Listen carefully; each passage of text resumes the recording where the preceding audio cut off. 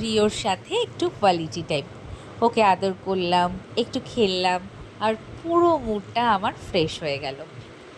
আর জানো তো, যারা পেট প্যারেন্ট তারা বুঝবে, ওরা কথা বলতে পারে না কিন্তু ভালোবাসাটা সবচেয়ে বেশি বুঝতে পারে। রিওর সাথে এই ছোট্ট ছোট্ট মুহূর্তগুলো আমার খুব প্রিয়। তোমাদের বাড়িতেও কি কোনো পেট আছে? কমেন্ট করে জানিও। লিচু আমার খুব ফেভারিট ফ্রুট। তোমাদের ফেভারিট ফ্রুট কী গো? কমেন্টে বলো তো।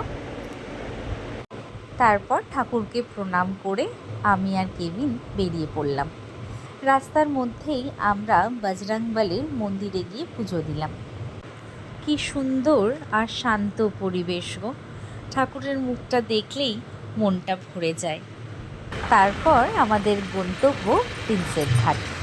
কলকাতার সবচেয়ে সুন্দর জায়গাগুলোর মধ্যে এটা আমার খুব পছন্দের একটা। গঙ্গার ধারে বসে থাকলে মনটা কেমন যেন হালকা হয়ে যায়। শহরের এত ব্যস্ত জীবনের মধ্যেও এখানে এলে একটা আলাদা শান্তি পাওয়া যায়। আজকের মেন উদ্দেশ্য ছিল গঙ্গার জল নেওয়া, কিন্তু তার সাথে সাথে কিছু সুন্দর মুহূর্ত জমা হয়ে গেল। আর আমি আর মৌসুমি আইসক্রিম খেলাম, অনেক দিন বাদে আইসক্রিম খেলাম।